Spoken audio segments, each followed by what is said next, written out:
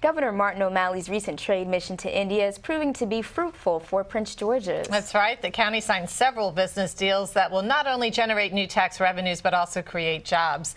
CTV's Sonia Srivastava traveled with the delegation to India, and she's been working on a series of reports. And it's amazing to see that so many of our local businesses now have these ties. You know, they really do. And as we get into our stories, you'll see how strong these ties are. With its close proximity to Washington, D.C. and Baltimore, Prince George's is the place to do business. That was the message County Executive Rashawn Baker, as well as the Economic Development Corporation, took with them to India. Several deals worth millions of dollars were signed. This 6-day trade mission included stops in 3 cities, including Hyderabad in the south. ANGARAI, a Greenbelt-based government contractor, announced an agreement with CI Global of Chennai in southern India for a project that will develop new applications for your smartphones. The Indian company plans to open an office in Greenbelt in the future. Another establishment now in Chennai who can handle our technology challenges. What that does is that helps us to grow and focus more on our customer needs and solutions, including more opportunities in Maryland, more jobs in Maryland, and more expansion in our Greenbelt operations and our services to the customer. See, I don't have to have the feet on the ground there, which ANGARAI is pretty capable of doing that. They have an established presence there, and they know how to do the business with the government, whereas we are only technology providers. So this is the synergy that I see that which will bring benefit to both the companies and both the countries too. The companies that we brought over, 2 of them are actually making announcements that they're going to be partnering with companies here, and we're hoping to be able to do more of that. With the pre-mission that we did in June, we were able to come over and partner them with those companies and then come back this time around for the announcement. Chesapeake Investment Group of Bowie also announced a deal with Jasco Foods, an importer of organic food products.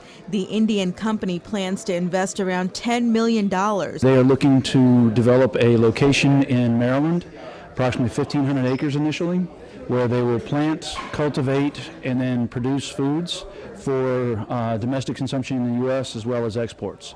They're looking to set up a manufacturing center there where we'll hire about 200 people. We're very, very glad to be in India, to have investors and create some more opportunities in Maryland. Potomac engineers of Capitol Heights also announced a deal with Anisha Transformers of Mumbai. One of the things happens is when you accompany with VIPs like the governor, the county executives, and other staff, people take you a little bit more seriously out there, and you can meet many business people in one meeting. Triple Stone Realty, based out of National Harbor, also announced a deal worth close to $5 million with an Indian firm that will create a medical office park in Brandywine. The group also plans to build an upscale hotel next to the medical facility in southern Prince George's. We're looking at employing at least 100 people with high quality, high paying jobs in the medical sector.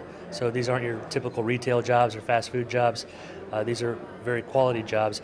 100 permanent positions, indirect jobs during the construction period, indirect jobs.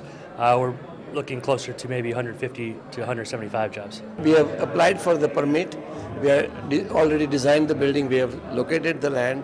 So we will have hopefully groundbreaking will be done in about 6 months.